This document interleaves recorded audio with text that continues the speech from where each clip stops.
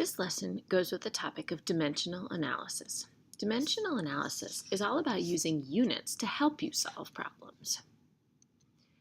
So on your packet on page 24, there's some warm-up questions that we'll need. So go ahead and pause this while you answer the questions that are at the top of page 24. How many inches are in a foot? How many feet are in a yard? How many seconds are in a minute? And how many students are in this class? And then go ahead and simplify the 4 fractions that are shown. When you're done, you can go check the work that you've done with the answer key provided in the room. Then you can resume the presentation.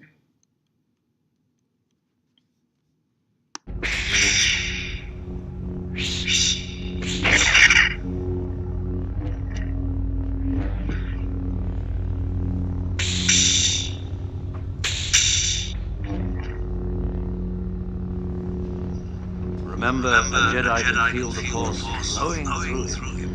You mean it controls your actions? Partially, but it also obeys your commands.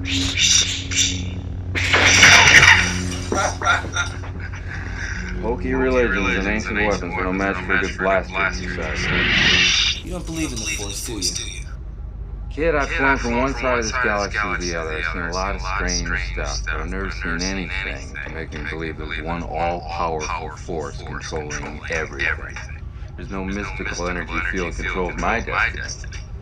It's all a lot of simple tricks and nonsense. I suggest you try it again, Luke. This time, let go your conscious self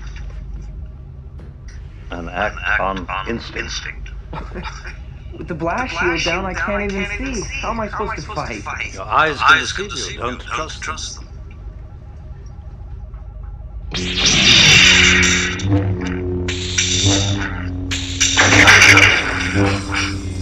Stretch out with your feelings.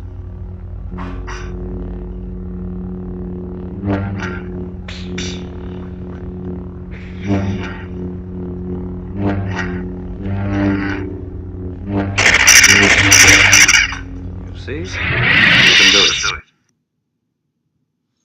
So the reason I showed this video clip, units really are truly like the Force. Even though they're things that you don't always appreciate, and sometimes you get mad that you get points taken off for them, they are truly your friends. And if you let them guide you, you can solve much more difficult problems than you otherwise could. So let's start to work with some units. All right, the next thing we're going to do is we're going to look at some converting of units. So in your packet, again on page 24, start by answering this question. How many inches are there in 4 feet? And just show the math that you're doing, whatever math you're doing in your head. If you can answer that question in your head, show that on your paper. The same thing for how many minutes are in 3.5 hours. And then I'll tell you that there are 9 sections in the 8th grade, 9 classes, just like the one you're in. They all have about the same number of students in them, not exactly, but approximately the same. So use what you know to estimate the total number of students in your grade. Pause when you've answered these questions and check them in the back before you resume. All right, next up what we're going to do, and this is an activity that will be done best if you work in groups. So when you find someone else who's at about the same place that you are, you'll want to take a tackle of this problem with them. So the question is, how many seconds were there really in summer? And I will just tell you that there were not, in fact, 5. So some facts that you might need in order to tackle this problem. You were on vacation from June 6th to September 7th. And if you need to use your computer or your mobile device to pull up a calendar and see how many days that was, go right on ahead. What you want to do is in your packet, document, that means write down your thinking and show your work in some kind of an organized way so that later on when you go to explain it to somebody, you want to be able to walk them through the work you did. When you and the person you've been working with are done, find someone else to share out how you tackled this problem.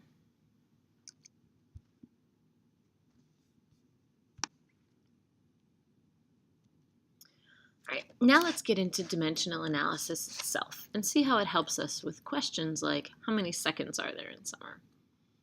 First off, a definition of dimensional analysis. It is both a process of converting from one unit to another and a way of using units to help you set up and solve problems. In order for us to use dimensional analysis, we have to start with something called equivalence statements. Equivalence statements show you that things with different units are in fact equal to each other. So 1 foot is the same distance as 12 inches, so we can say that these two things are equal to each other. 1 gallon is the same thing as 4 quarts. We can think of lots of different equivalent statements, and they don't have to include one of the two quantities having a 1 in front of it. For example, I could say 2 feet equals 24 inches. That's a true equivalent statement as well. And then we're going to use conversion factors. Conversion factors are simply ratios that simplify to 1. So here's an example. 12 inches over 1 foot. The equivalent statement above says that 12 inches and 1 foot are equal to each other. If we have a fraction where the top and the bottom are the same quantity, that fraction simplifies to 1, just like 3 over 3 simplified to 1. Even though these have different units, they are in fact the same distance, so this simplifies to 1. Similarly, we can have an equivalent statement that says 1 gallon. If 1 gallon equals 4 quarts, then the ratio 4 quarts over 1 gallon is equal to 1. There are some really key math ideas that are the underpinnings of dimensional analysis.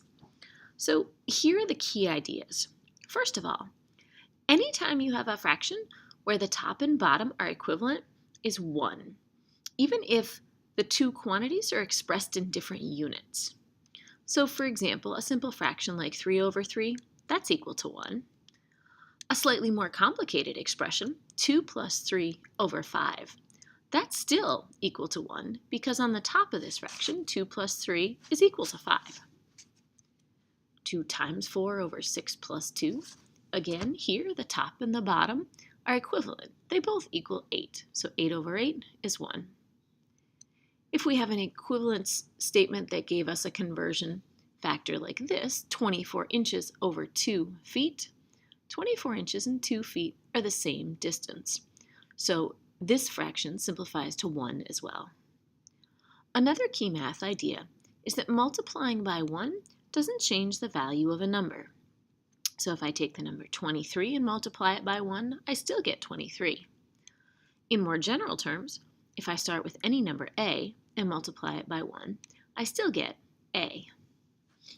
Putting together these two key ideas, we see that if we start with a number, like 7, and multiply it by something that is equal to 1, even if it's written in a funky-looking way, like 3 over 3, our answer stays the same. 7 times 1 is 7, so 7 times a fraction that's equal to 1 is still 7. The last key math idea is factors that are the same in the top and bottom of a fraction cancel out. This is what you're doing when you simplify fractions. So for example, if I asked you to simplify the fraction 14 over 6, what you might do is rewrite 14 as 7 times 2 and 6 as 3 times 2. And then the 2 over 2, and this 2 over 2 is just 1. So this fraction simplifies to 7/3. This idea works for units as well. Units that are the same in the top and bottom of a fraction cancel out too. So if you have a fraction that looks like this, 2 feet times 12 inches on the top over 1 foot on the bottom. What you have when you multiply these quantities together, you have 2 feet times 12 inches on the top and 1 foot on the bottom. Notice that you have units of feet in factors in the top and the bottom. So the feet on the top and the bottom cancel out. On the top, we're left with 2 times 12, that's 24, and the units are inches. So those are the key math ideas. Next, we're going to look at how to do dimensional analysis. So these steps will go in the table on page 25. On the left-hand side, you're going to put the steps in words, And on the right-hand side, we're going to do the math example that we're working through. I will warn you that you need to write a little bit small in your packet in order to make these notes fit. All right, step 1. First, we need to identify the units we know and the units that we're trying to find out. So we're going to work through an example problem to answer the question, how many miles are in a 5K? Now, if you're a cross-country runner, you may already know this. Let's see if we can use dimensional analysis to confirm that. In this problem, we know how many kilometers we have. We have 5 kilometers, so that's the units we know. I know how many of those units I have. The units I need to find out are the miles. It says how many miles, so blank miles. Miles is what I'm trying to find out. Step 2 then is to set up the problem as a math equation. So the question we're really trying to answer is how many miles, blank miles is the way I showed that, are the same as, that's the equal sign, 5 kilometers. So you can put this equation in the right-hand side of your 2-column chart on page 25. The third step, we're going to figure out the units that we need in a conversion factor. So here's what we're going to think about. 5 kilometers times something that has some units in it is going to spit out an answer in miles. So let's think about this. On the left-hand side of this problem, we have kilometers. On the right-hand side, we have miles. So what I need to have happen on the left is I need the kilometers to cancel out. The 5 kilometers, that's in the top right now. So I'm going to need some kilometers in the bottom of my fraction for them to cancel out. And then I want my answer to end up being in miles. So on the top of my fraction, I need units of miles. I'm not exactly sure what numbers go there, but that's okay. Because by setting it up this way, I know that my units are going to spit out correctly here.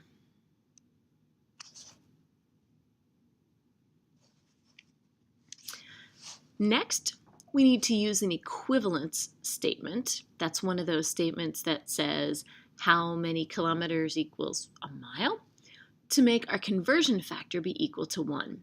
If you notice the way we've set up our equation, right now we have 5 kilometers times a fraction. We want that fraction to be equal to 1 because I don't want to double the number of kilometers. I don't want to find out how many miles are in 10 kilometers or 20. So I want to keep the number constant, which means I need my fraction to equal 1. So the equivalent statement is this. 1 kilometer is the same thing as 0.62 miles. You can look that up. You can ask Siri. That's just sort of a conversion factor fact out there. So what I do is I put the 0.62 with the miles in the top and the one with the kilometer in the bottom. So now my conversion factor there is equal to 1. Then my units of kilometers are going to cancel out. The kilometers in the 5 in the top and the kilometers in the 1 in the bottom cancel out. And I notice that my units match up now. I have miles on the left and miles on the right. Last step is I'm going to do the arithmetic, that is the multiplying and or dividing, with the numbers that are left in the problem. So on the right-hand side, I have a 0.62 times 5 divided by 1.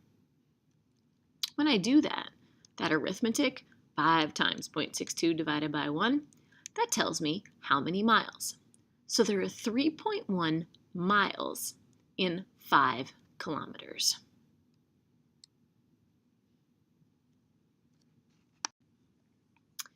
Now you're going to try a little bit of practice. So pause this presentation, and at the top of page 26 in your packet, there's an example problem.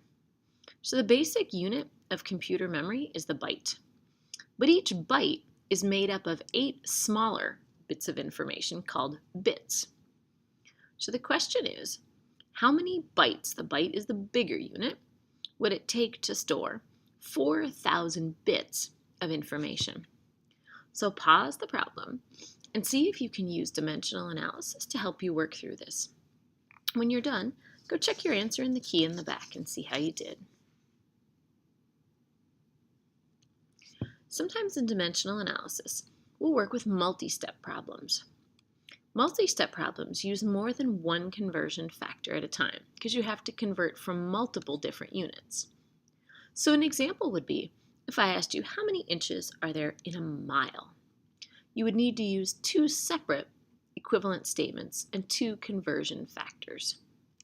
You need to know that 1 mile is 5,280 feet and that 1 foot is equal to 12 inches because you would go from miles to feet and then feet to inches.